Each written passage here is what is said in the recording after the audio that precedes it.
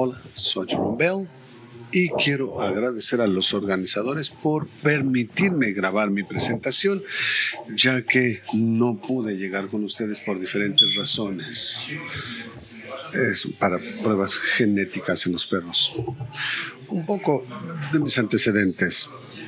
Soy profesor de genética clínica de la Facultad Cummings de Medicina Veterinaria. Estudio poblaciones, soy médico de poblaciones desde hace años. Soy presidente del Comité de Enfermedades Hereditarias de la Asociación Mundial de Pequeñas Especies y soy miembro del Consejo del Centro de Información Canina. Soy parte de la formación y es el principal repositorio de información de selección y cría canina. Y principalmente soy médico veterinario de pequeñas especies y desde hace 40 años he atendido perros y gatos, principalmente domésticos, y como genetista y veterinario he dado seguimiento a las enfermedades hereditarias que he encontrado en los animales.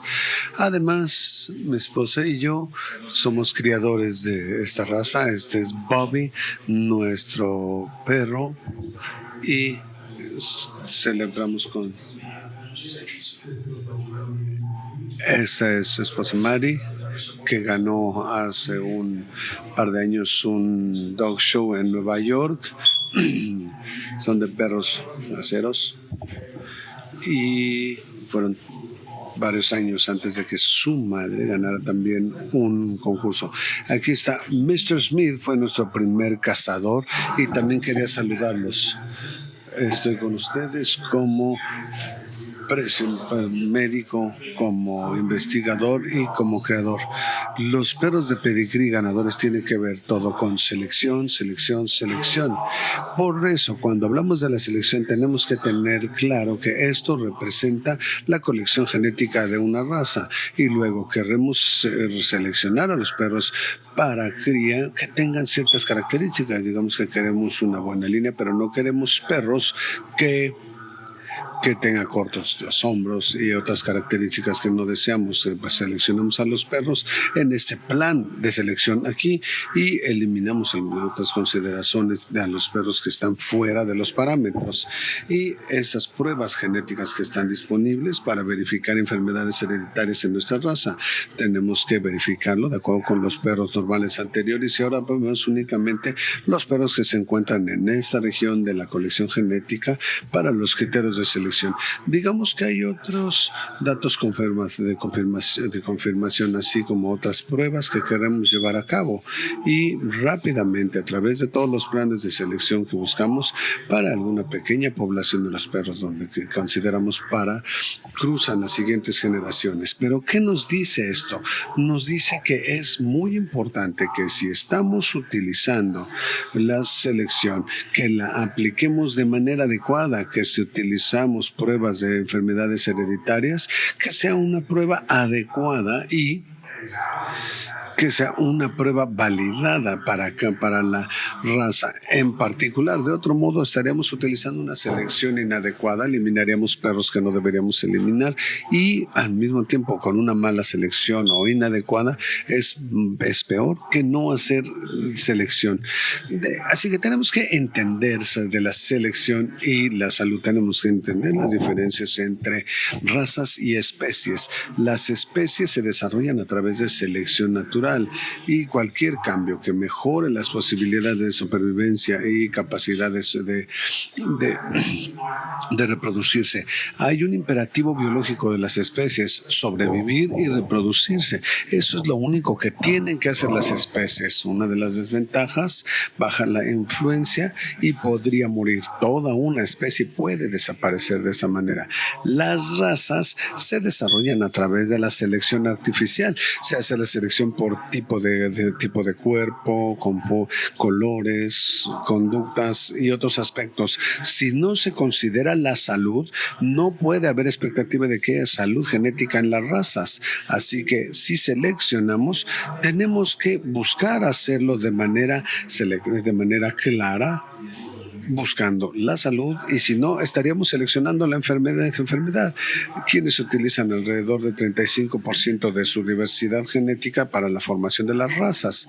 Y es ya que apenas pocos perros se utilizan para formar la siguiente generación.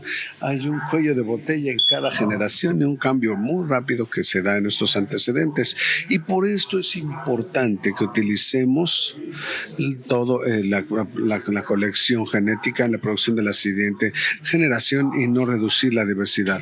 El síndrome del macho de moda es uno de los mayores problemas de la reducción de la colección genética porque todos vienen de una sola línea y esto puede trascender generaciones y provoca la eliminación de otras cualidades en la línea genética que aportan a la colección genética y la diversidad de una raza. Pensemos ahora en generaciones que estamos creando la homocigosidad de manera uniforme para nuestros objetivos y con menor frecuencia los genes no deseables a través de la selección por salud o por calidad. Incluso si es cruza de líneas, la selección por características va a tener una mayor homocigosidad en comparación con sus antepasados. La selección quiere decir homocigosidad. Si seleccionamos por los genes que lo provocan y se selecciona, comparar con los homocigotos para hacerlo. Esto se hace de manera intencional y para eso nos sirve la selección. Las pruebas de homocigosidad de las compañías comerciales, los datos nos muestran que los perros de razas combinadas tienen un 36% de homocigosidad, mientras que los de pedigree en promedio tienen 45% de homocigosidad. Eso quiere decir que la diferencia entre los perros de razas mezcladas y los de pedigree es un 9% de homocigosidad. De este modo, no estamos hablando que los perros sean homocigóticos y los otros sean heterocigotos, sino que es un porcentaje bastante reducido. Las enfermedades genéticas no están en función de la homocigosidad o de la endocría o de la acumulación y propagación de enfermedades específicas, de genes culpables de enfermedades específicas. La homocigosidad no está relacionada directamente con los problemas de salud, ni tampoco se debe controlar de manera artificial. Algunas razas se establecen con base en la cría de las líneas buscando mutaciones específicas y algunas de estas pueden tener una mayor homocigosidad, algunas otras con algunos fenotipos de trabajo que pueden tener un fenotipo específico de trabajo y llevado a una colección genética antes de su cierre. Y estos tienden a tener menor homocigosidad en promedio, pero con los genes que son culpables de esto, no son parte del porcentaje de la homocigosidad. Cualquier selección provocará una pérdida de la diversidad genética. Esta pérdida no va en detrimento de la población, sino que se relaciona directamente a una mayor superioridad. Eso es necesario y son consecuencias en la formación de las razas y su evolución. Cuando vamos a un dog show podemos ver en la pista y saber exactamente qué razas están ahí. Eso es gracias a la homocigosidad y por eso hacemos la selección. Eso no es que hayamos hecho algo malo, no es que hayamos hecho algo inadecuado. Hemos creado razas y queremos tener razas saludables. Pero ahora hablemos de las enfermedades y síndromes o lo que yo llamo el lado oscuro de la cría. Esa es una de mis caricaturas favoritas, que son Get Fuzzy. Y le pregunta, ¿has oído de las razas? Y el otro le dice, no. En el mundo de los perros decimos que tenemos la displasia de cadera. Esa es una creencia general de los perros de pedigrí que a través que por la endocría, por lo tanto, tienen este tipo de enfermedades genéticas. Sin embargo, hay estudios publicados y revisados por pares, identifican que las enfermedades más frecuentes ocurren tanto en las razas puras como en las combinadas. En los de raza pura, muchas de estas tienen baja frecuencia de ese tipo de enfermedades, mientras que nosotros puede ser de mayor frecuencia. Algo interesante aquí, las enfermedades genéticas caninas más comunes son las alergias, y lo vemos como veterinarios todos los días en los consultorios, que las alergias son muy heredables, son tan heredables como casi todas las otras características que seleccionamos. Con todo lo hemos hecho estudios en retrievers, muestra que las alergias son heredables en un 25-30%. Eso quiere decir que una tercera parte de la expresión de las alergias tiene que ver con genes heredados. La displasia, cánceres, la luxación de patela, las piedras que pueden provocar por infecciones, otras litiasis vesicular también es parte de las enfermedades, hipotiroidismo, que es también parte por la producción de anticuerpos que van en contra de los propios del propio cuerpo. En las pequeñas especies, la enfermedad de bowel inflamativa, diabetes mellitus, testículos retenidos, hernias, todas estas son enfermedades muy comunes y heredables. De este modo, ¿cómo podemos hacer? ¿Cómo se genera la acumulación de estos genes? Número uno, hemos hablado durante esta conferencia, durante estos días, es la selección directa de los fenotipos relacionados con las enfermedades, la selección extrema. Por lo tanto, debemos retirarnos de la selección extrema cuando vemos la presencia de una enfermedad por la selección. Eso es el síndrome de mientras más mejor, perro más grande o perro más pequeño, mientras que son las diferentes selecciones, angulación más extrema, pelaje más extremo, piel más extrema o de mejores o más deseables. Es bueno tener todas las variaciones en las razas que tengamos y qué maravilla que podamos hacer la selección y crear las razas que hemos creado. Pero si comenzamos a ver que las enfermedades surgen por la selección, tenemos que moderar los planes de selección y esa moderación viene a través de cambiar, de dar la educación necesaria, tanto para los usuarios como para los criadores, para que trabajamos con un fenotipo más moderado que no esté predispuesto a las enfermedades. Vemos algunos genes que tienen que ver con la vinculación con las características seleccionadas, algunos que son más cercanos a un cromosomo, a una característica seleccionada, y estos son los que trazan una enfermedad, como por ejemplo las manchas y el gene para la litiasis vesicular. Otra vez se mencionó el tema del macho de moda, el cual provoca la rápida acumulación de los genes negativos, especialmente estos se por la deriva genética, que es decir, un movimiento aleatorio de los genes en la colección genética, y es a través de una selección aleatoria que incrementan su frecuencia y se convierte en una enfermedad más prevalente. Pero la principal razón, y por lo que estamos trabajando con la acumulación de los genes responsables de enfermedades, es hacer la selección y no considerar los genotipos negativos. Y si ignoramos una enfermedad, no podemos hacerlo. Tenemos que ver y seleccionar en contra de las enfermedades para tener perros más saludables. Las razas con poblaciones más pequeñas pueden verse igual que los que tienen grandes poblaciones. Al principio de la evolución y desarrollo, algunos genetistas moleculares y algunas personas con el interés dicen que las razas tienen colecciones genéticas limitadas, es decir, que no hay suficiente variabilidad genética para sostenerse. Sin embargo, incluso el labrador retriever comenzó como una raza con una pequeña población y vemos ahora el tamaño de la población y la diversidad que tienen. Así que en realidad lo que tenemos que hacer es expandir las colecciones genéticas de estas razas buscando calidad y salud. La selección y cría de animales representan las características de salud y de la raza, y si bien las líneas no deben abandonarse. Hay líneas de cría donde el criador está envejeciendo y decide dejar de la labor de la crianza. Algunas de estas podrían incluirse en la colección genética para las poblaciones. No queremos perder las líneas de calidad de estas colecciones genéticas.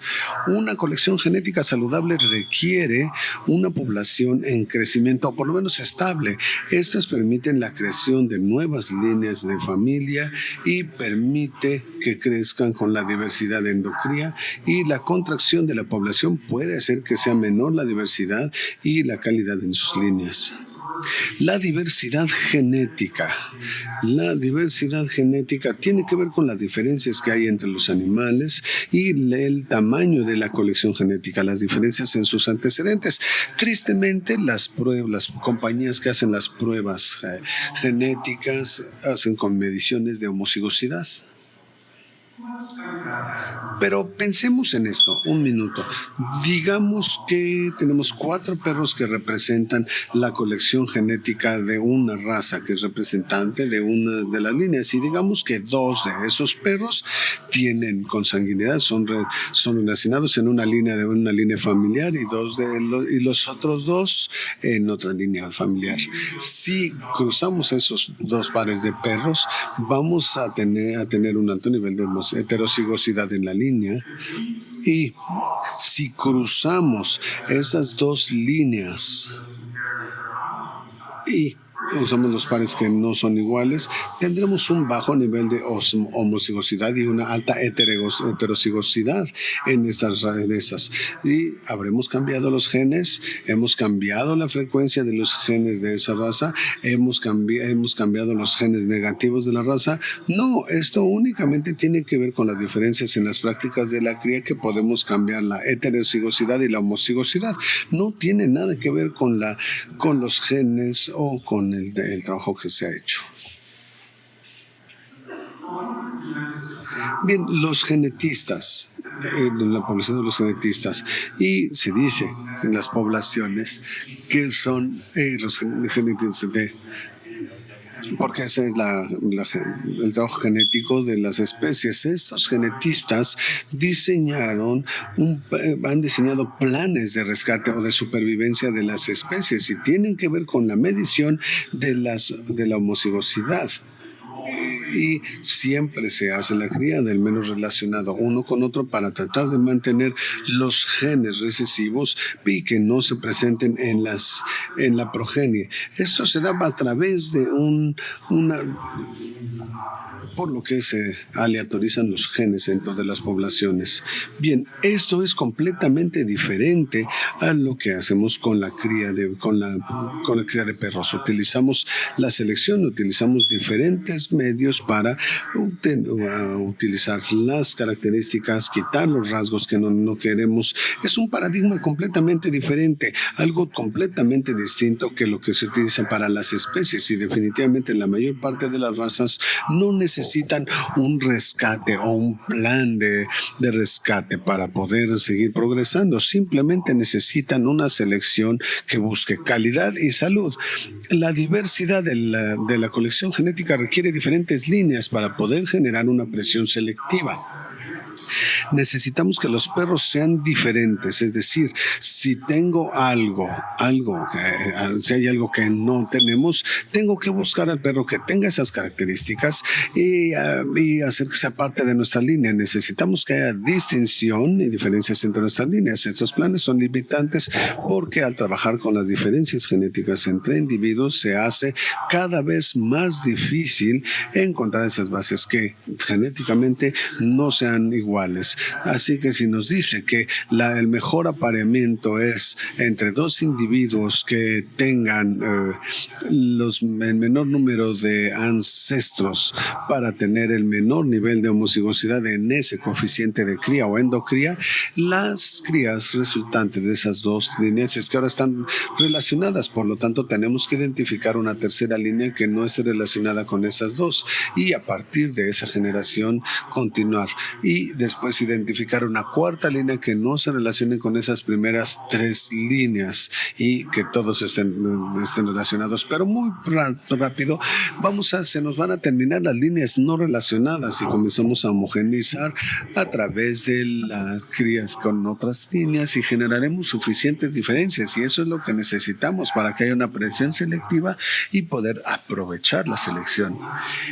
La cría externa, outbreeding, no cambiará la frecuencia de los genes negativos, sino que la expresión de estos no bajará su frecuencia en los individuos afectados, pero para otras enfermedades estos genes negativos ya se habrán distribuido como la parte fundamental de la raza. Por eso cuando tenemos enfermedades hereditarias no encontramos factores que sean significantemente mayor incidencia en otros coeficientes para las enfermedades relacionadas con la selección y genéticas. Ahora, los individuos afectados podrían producirse de manera aleatoria o como parte de la población, porque el 95% de nuestros gatos son razas aleatorias a partir de gatos domésticos, pero lo que hemos visto en las enfermedades hereditarias en los gatos, en estas poblaciones de gatos aleatorias, encontramos como enfermedad de inflamación de vejiga, hipertiroidismo, enfermedad inflamatoria, diabetes mellitus, todas estas enfermedades hereditarias en gatos. Vemos en los gatos que se seleccionaron de manera aleatoria. Las recomendaciones de selección incrementan la heterocigosidad o la frecuencia de esto. No seleccionar en contra de los genes, sino lo que dicen los genetistas moleculares. Me dicen que hay que hacer introducir más colección de genes por un marcador. Esto es lo que llamamos los de cambios de nucleótido simple. Eso es un marcador que establece una diferencia entre los individuos, y si los marcadores A tienen una mayor frecuencia que los marcadores T, tenemos que incrementar la frecuencia de ese marcador T para igualarlo y tener mayor heterocigosidad de esos marcadores en general, generando una mayor heterocigosidad en la raza. Sin embargo, la selección provoca homocigosidad, y al seleccionar a ciegas buscando marcadores que no tienen idea de por qué vienen, esto puede revertir el efecto de la selección positiva a través de la manipulación a ciegas de los genes de mayor frecuencia. Los alelos y genes son menores en este caso porque hemos seleccionado en contra de ellos por generaciones, y ahora tener que seleccionar estos cuando realmente no tenemos idea de qué representan. La selección de la heterocigosidad selecciona a ciegas en contra de la buena homocigosidad que se ha generado a través de generaciones. La selección es igual a homocigosidad, y así hemos podido crear todas las diferentes razas, pero no podemos diferenciar una buena homocigosidad de una homocigosidad negativa sin validar la identificación de los genes responsables de las enfermedades. Los genetistas moleculares nos pueden decir que un gen se ha validado que provoca una enfermedad, y por supuesto que haremos una selección para evitarlo, pero para otros alelos de baja frecuencia, para tener mayor heterocigosidad, sería una selección inadecuada. Las compañías desarrolladoras de pruebas genéticas han descubierto las herramientas para identificar la homocigosidad en las razas, pero el identificar estas herramientas instruyen a los creadores a utilizarlos dependiendo de los objetivos de su programa, es decir, para aumentar en este caso la diversidad genética. Sabemos que hace la mejora por líneas. Esta arregla o elimina la repetibilidad de algunas características en los perros. Sabemos que la cría con elementos externos traerá genes que no tenemos, pero que queremos introducir en nuestras líneas. Y estas son las herramientas que utilizamos en la selección, pero se utilizan como objetivos en lugar de como herramientas. Es como tener un martillo y de pronto todo tiene cara de clavo y lo queremos usar en todos lados. Esas no deben juzgarse con coeficientes de homocigosidad, sino por levantamientos de salud de las razas para determinar la frecuencia de una enfermedad genética. Es decir, qué está pasando con nuestras razas no tiene que ver con el número de la población, sino con las enfermedades que vemos en estas. Una colección genética de una raza diversa y saludable puede tener algunos grupos de líneas externas, y para eso necesitamos muchas diferentes líneas y muchas combinaciones diferentes para tener calidad en la selección. Mi mantra es que la diversidad genética es la diversidad de los creadores. Es importante para nosotros que constituye el perro ideal y la selección de la población que mantendrán la diversidad de la raza. Hay quienes quieren hacer criar a partir de una línea y otros a partir de otra línea. Si algunas personas quieren utilizar líneas externas, hay personas que hacen diferentes cosas con sus programas de cría, dependiendo con sus objetivos. Esto ayuda a mantener la línea. Que todos hagan el mismo tipo de cría con líneas internas o externas, no sería bueno que todos hicieran lo mismo, porque de pronto traer un gen podría ser negativo. Por lo tanto, la selección es importante para mantener la diversidad genética. Ahora, mejorar la salud a través de la población de la raza a través de un buen programa de cría. Podemos eliminar a perros de la cría porque no estén saludables o que no cumplen con los estándares de la raza. En algún momento la responsabilidad de seleccionar por salud desapareció de las prácticas. La gente simplemente se dedicó a hacer la cría esperando que las crías estuvieran saludables. No implica hacer la selección buscando salud o eliminar los genes negativos y sin tener expectativa de la salud genética, y la salud genética de la raza irá decreciendo. Es un requerimiento. La selección por salud es un requerimiento, no es una opción, ya que esta hace que tengamos mejores alternativas de cría. Si el criador piensa tener un animal antes de llevar a cabo una prueba, la respuesta adecuada es llevar ese individuo y en su momento reemplazar a los progenitores con una de las crías normales de calidad. Para algunas enfermedades que se expresan a través de una prueba genética, a través de estos resultados que no deben alterar de qué animales entran en el programa, sino con qué parejas lo podrán hacer. Esta es una cita muy interesante que nos ayuda a utilizar las pruebas genéticas. Y la única manera de seleccionar por algún problema genético es seleccionar específicamente en contra de los genes específicos o que son los culpables de esa, a través de una prueba genética o a través de una selección genética. Esto evalúa qué tanto vale la pena un perro en el programa de cruza. Y aquí es donde tenemos que cambiar, porque si un perro se ha evaluado para utilizarlo en cría, necesitamos que un veterinario haga un chequeo de salud previo a la cría de ese perro. Y otra vez, aquí es donde debe ocurrir lo siguiente. Esta es la mejor manera en la que estamos seleccionando perros saludables para la cría. Las enfermedades genéticas más comunes son complejas y se heredan y tienen que ver con muchos genes y factores ambientales. La mayoría no tienen pruebas genéricas, muchos no tienen pruebas diagnósticas o de selección en la historia para estos diagnósticos, como alergias y otros problemas, las enfermedades inflamatorias. Esto requiere un historial de historia de los individuos afectados. Para la selección por salud hay dos tipos: en la prueba del fenotipo o selección genética, que tiene como objetivo identificar a los individuos que han sido afectados clínicamente. problemas cardíacos, la luxación de patela, perfiles fibroides y luego una prueba del genotipo o la prueba genética que nos va a identificar los genes responsables y los marcadores de salud. La mayoría de las pruebas de selección tiene que hacerse una vez en la vida del animal.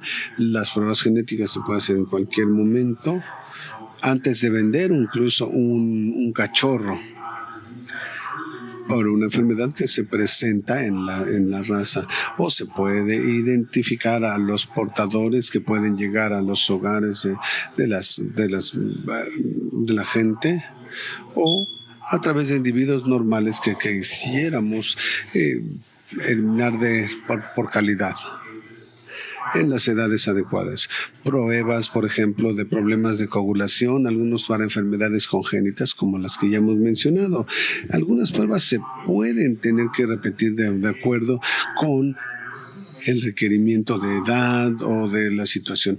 Exámenes, especialmente para después de que se han presentado las enfermedades como las cataratas o PRA, las de fibroides, cuando empiezan a mostrarse los anticuerpos, y son un factor muy importante de cuando se hace un perfil tiroideo. La auscultación de la enfermedad de Valium, que se puede hacer siempre en los hombres. Las radiografías espinales para descalcificaciones, para enfermedad intervertebral. Y hay excelentes programas que se han desarrollado en Europa para esto y otras situaciones.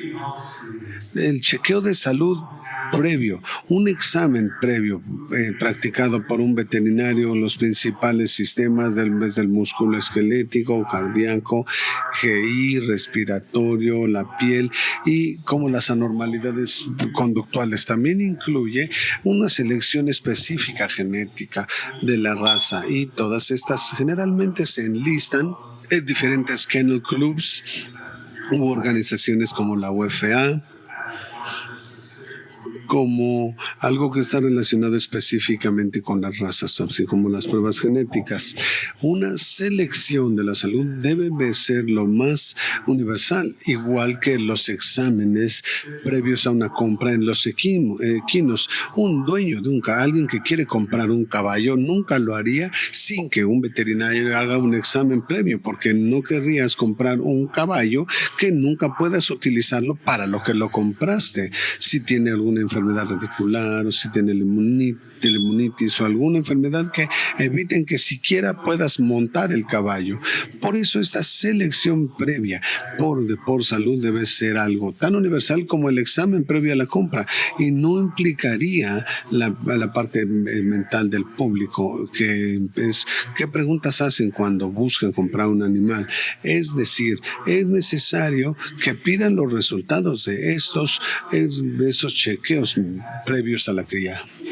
Ahora, la situación es que no es tanto si las pruebas genéticas comerciales son o no iguales, algunas de ellas están más validadas que otras. Por eso, con los paneles genéticos que se han hecho, hemos identificado que los genes responsables de una enfermedad en una raza se han identificado en varias otras. Por lo tanto, las compañías de pruebas genéticas reportan como resultados efectivos cuando estas enfermedades nunca se han identificado en esas razas. Por eso, en todas las enfermedades genéticas para las que se puedan hacer pruebas, tienen que validarse en cada una de las razas antes de que las compañías de las pruebas genéticas se las presenten como efectivas o como adecuadas en sus propios perros. Como ejemplo de lo anterior, porque el mejor ejemplo es la mutación de mielopatía. La mielopatía degenerativa es una enfermedad que no se describe frecuentemente. Principalmente se encuentra en dos razas, en los pastor alemán y en los boxers. Son parte de muchas otras enfermedades que han acumulado otros genes que les han permitido, como el gen cuando el homocigoto, para poder expresarse de manera cigótica. Scotchy, los retrievers en diferentes razas y diferentes enfermedades. Aquí podemos ver esto con frecuencia en estas razas, pero no siempre en las dos principales que tenemos en esta lista. Sin embargo, la mutación es de las más comunes que se encuentran en todas las razas y ocurre con una frecuencia de 78% en los de razas, en los de cruzas, y 74% en los de pedigrí. En algunas de estas razas la frecuencia de este gen es de más del 90%, pero nadie de esa población se le ha diagnosticado la mielopatía degenerativa. Por lo tanto, tenemos que entender que la validación de estas pruebas genéticas es importante para cada raza. La distrofia condular es la PRA. Es un gen que ocurre tanto en los perros de cruza y en los de pedigrí, y en el español, inglés y español. Definitivamente no se ha diagnosticado en otras razas. Por lo tanto, tenemos que comprender el concepto de validación, y la Alianza Internacional para los Perros, a través de las pruebas de armonización y pruebas genéticas, en su página de internet menciona el trabajo que se hace para validación, es decir, verificar qué pruebas genéticas han sido validadas, que identifican qué causan enfermedad homocigótica en una raza en particular y cuáles no. Es decir, han hecho un buen trabajo tratando de establecer esta cuestión de la validación, así como otras. Hay la asociación, y hay otras asociaciones que trabajan en el tema de la validación genética. Aquí quisiera hablar de otros dos temas: los valores estimados de la cría y los valores genómicos de la crianza. Estos valores se basan en el fenotipo del individuo, más el de los parientes más cercanos, y esto se basa en ciencia de los animales de producción. Sin embargo, se requiere una evaluación fenotípica muy amplia de todos los parientes cercanos, incluyendo los hermanos normales y anormales. Algunos de los científicos de la producción dicen que pueden obtenerse estos datos, pero en la cría de perros no hacemos en hecho. Por lo tanto, falta mucha información, y por lo tanto el valor de hacer esta lectura podría no ser tan útil en este momento por la información. Los EBV son específicas porque las enfermedades se heredan de manera diferente entre una raza y otras. Estas son muy importantes para la displasia de cadera en muchos países en el mundo. Ahora me gustaría hablar un poco de los valores de cría genómica que se basan en marcadores de ADN. Y aquí donde vemos un grupo de perros afectados y un grupo de perros no afectados, para tratar de identificar a través de marcadores genéticos cuál de estos se movió con los perros afectados y cuál no se ha movido en los que no han sido afectados. Pero los marcadores de ADN no son específicos para los genes responsables, únicamente para las poblaciones estudiadas, y requieren una validación muy amplia de diferentes poblaciones antes de que se pueda aplicar a una población mayor. Hubo un panel de ADN hace tiempo para la displasia de cadera, el cual comprobó que no se había validado y era una selección inadecuada en muchas personas que la habían utilizado, y en este momento no hay valores de cría que se hayan validado en los perros. Así que esto es algo que sigue siendo un elemento para el futuro. Y por último, hablaremos del control genético en la cría, de los trastornos complejos heredados, porque realmente esas son la mayoría de las enfermedades que enfrentamos en los perros: las anomalías congénitas, patela, alergias, etcétera. Así que tenemos que identificar características fenotípicas que están más vinculadas con los posibles genes responsables. Las pedigrees requiere información de los genes que se tienen. Por lo tanto, tenemos que tratar los trastornos con umbrales, donde los genes responsables se tienen que combinar hasta cruzar cierto umbral que provoca la enfermedad, y verlo de acuerdo con las diferentes líneas. Por ejemplo, con la displasia de cadera tenemos que tener cabeza del fémur bien redondeada, y esas cabezas redondeadas tienen que entrar perfectamente en la articulación para tener una buena confirmación de la cadera. Y con el orificio donde entra la cabeza del fémur, que estén adecuadas, pues, seleccionar los que tienen la mejor caracterización. Si el problema es la laxitud, quizás el perro tenga la cadera muy estrecha y tenemos que verificar con un estudio para confirmación. Muchos criadores seleccionan, pero la amplitud da incluso más información de los genes que puede portar cada perro por sí mismo. Por lo tanto, si tenemos un perro normal que viene de una camada prácticamente normal, podemos estar muy contentos de que este tenga una baja carga de genes responsables, pero si tenemos uno de una camada pequeña con problemas de displasia de cadera o alguna otra enfermedad, podemos que pensar en los genes responsables que entraron en esa línea para esa camada. En teoría se dice que se necesitan 5 genes para provocar una enfermedad y que el promedio entre los dos progenitores está cerca de ese umbral. Por lo tanto, no es de sorprender encontrar una enfermedad en esa camada. Pero lo que tenemos que tener claro es que 2 perros fenotípicamente normales que se aparean y podríamos encontrar más genes que afecten a ese individuo. No es algo así de simple en esta situación. Hablemos de las bases de datos genéticas, porque para entender esto tenemos que entender los hermanos y los parientes cercanos que portan en cuanto a la expresión genética. En Estados Unidos tenemos lo que era la Fundación Ortopédica para los Animales y ahora es la OFA, el Centro de Información Canina. No tenemos tiempo de verlo, pero pueden entrar en la página de información. Está dividida para quienes quieren comprar un perro, para los dueños o para veterinarios. Podemos ver a diferentes perros con sus propias páginas de internet para ver los resultados, ver pedigrís verticales. También hay estadísticas de cada una de las razas y qué porcentajes tienen en enfermedades y encuestas dentro de la página de internet también.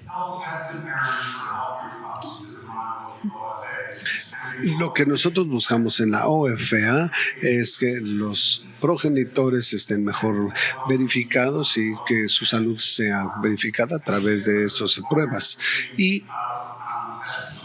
con estas pruebas, antes de utilizar a un perro para la cría, eso lo determina el Kennel Club para cada una de las razas. Ahora quiero mostrarles, este es el resultado de prácticamente 500,000 de perros a los que se hizo radiografías de cadera y cuyos progenitores también se les hizo las radiografías. Ahora, esto era de intermedio a severo, de 1 a 7 del daño y de 1 a 7 para la hembra y para el macho el 1 a 7. Y importante ver los scores y aquí tenemos los resultados. Esto combina una calificación concurrente de 4 que puede relacionarse con un excelente, bueno o de bueno a excelente. Estos números se correlacionan y aquí quiero mostrarles que bueno a bueno abarca unos 200,000 perros, pero uno con displasia moderada y otro más severa puede dar entre 42 y 9. Pero para mostrarle la calificación combinada de los progenitores en displasia de cadera, viendo los datos de la OFA, la displasia de cadera se hereda linealmente con una característica aditiva con base en las calificaciones. Aquí tenemos una diferencia en genética entre un OFA bueno, un FA excelente y los que sobresalen son los que tienen moderada. Si a esto agregamos a los abuelos de 0 a normal, 1, 2, 3 o 4, para un perro en particular, podemos ver que hay una menor incidencia en la displasia de cadera, incluso cuando los padres en conjunto califica con un 2. Por lo tanto, es lo que tenemos que buscar para para controlar una enfermedad heredada. Para cerrar, todas las poblaciones progresan, avanzan, analizando a los individuos de esta amplitud de la población para tener una mayor colección genética, monitorear la salud genética a través de pruebas de salud, llevar a cabo pruebas genéticas para identificar las enfermedades, participar en registros públicos abiertos de salud para manejar esos trastornos y hacer una selección constante para buscar la salud. Y voy a cerrar con una cita de William Finney, que fue presidente de la AKC, que dice: todos los perros merecen vivir una vida saludable. Gracias. I want to thank the FCI board members for giving Mexico the opportunity of having this important World Congress for Welfare and Health for the dogs worldwide. We are really pleased and thank you so much for giving us this great opportunity.